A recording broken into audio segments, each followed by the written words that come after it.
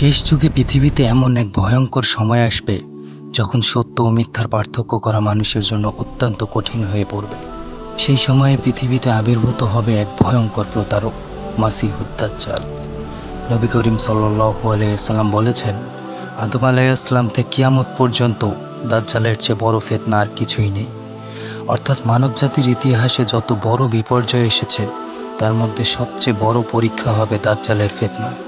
কে এই দাজ্জাল? দাজ্জাল হবে একজন মানুষ, কিন্তু সে হবে অত্যন্ত দ্রুত, প্রতারক এবং মিথ্যাবাদী। নবী করিম সাল্লাল্লাহু আলাইহি ওয়াসাল্লাম তার চেহারা সম্পর্কে বলেছেন, তার একটি চোখ হবে অন্ধ, অন্য চোখটি আঙ্গুলের মতো ফুলে থাকবে, তার কপালে লেখা থাকবে কাফির। নবী করিম সাল্লাল্লাহু আলাইহি ওয়াসাল্লাম বলেন, প্রত্যেক মুমিন সেই লেখা পড়তে পারবে, সে শিক্ষিত হোক বা অশিক্ষিত। দাজ্জালের আবির্ভাব হাদিসে বলা হয়েছে, দাজ্জাল প্রথমে পূর্ব দিক থেকে বের হবে, বিশেষ করে খোরাসান অঞ্চল থেকে তার আগমন হবে। সে ধীরে ধীরে তার অনুসারীদের নিয়ে পৃথিবীর বিভিন্ন দেশে ছড়িয়ে পড়বে। অনেক মানুষ তার মিথ্যা অলৌকিক ক্ষমতা দেখে তাকে বিশ্বাস করে ফেলবে। দাজ্জালের ভয়ঙ্কর ক্ষমতা।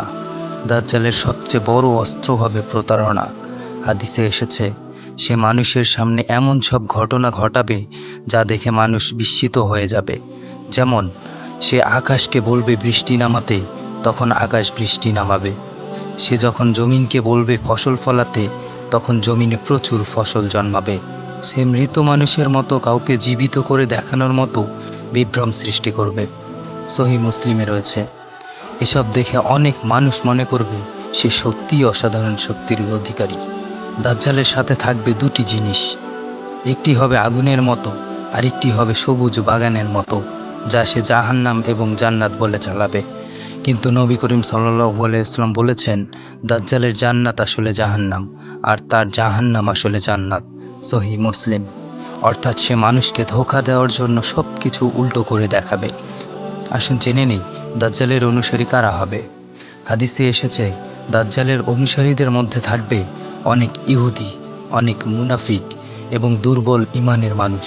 বিশেষ করে ইস্পাহান শহরের ৭০,০০০ ইহুদি তাকে অনুসরণ করবে। সহিহ মুসলিম। দাজ্জাল পৃথিবীর অধিকাংশ দেশে প্রবেশ করবে। সে খুব দ্রুত এক দেশ থেকে আরেক দেশে যাবে, কিন্তু দুটি শহরে সে কখনো প্রবেশ করতে পারবে না। ১ নম্বর মক্কা, ২ নম্বর মদিনা, কারণ এই দুই শহরকে ফেরেশতারা পাহারা দেবে। সহিহ বুখারী। দাজ্জাল পৃথিবীতে থাকবে ৪০ দিন, কিন্তু এই দিনগুলো স্বাভাবিক দিন হবে না। নবী করিম সাল্লাল্লাহু আলাইহি ওয়াসাল্লাম বলেছেন, দাজ্জালের প্রথম দিনটি হবে ১ বছরের সমান, দ্বিতীয় দিনটি হবে ১ মাসের সমান এবং তৃতীয় দিন হবে ১ সপ্তাহের মতো।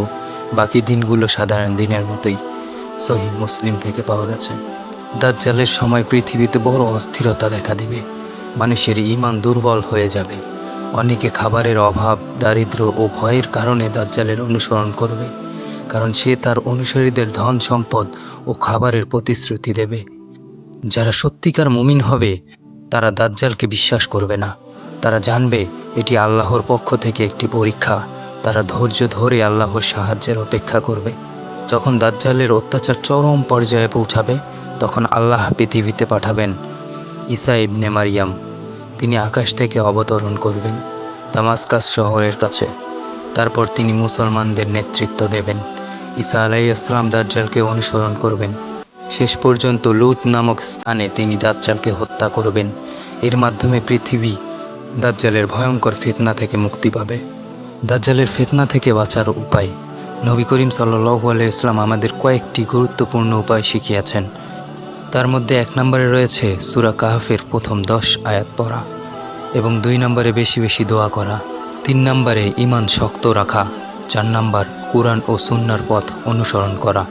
প্রিয় দর্শক, দাজ্জালের ফিতনা হবে এমন একটি সময় যখন পৃথিবীতে সত্য ও মিথ্যার বড় যুদ্ধ শুরু হবে।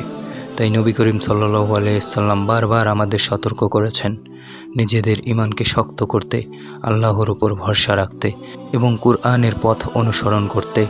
কারণ যে ব্যক্তি আল্লাহর উপর ভরসা রাখবে, আল্লাহ অবশ্যই তাকে এই ভয়ঙ্কর ফিতনা থেকে রক্ষা করবেন।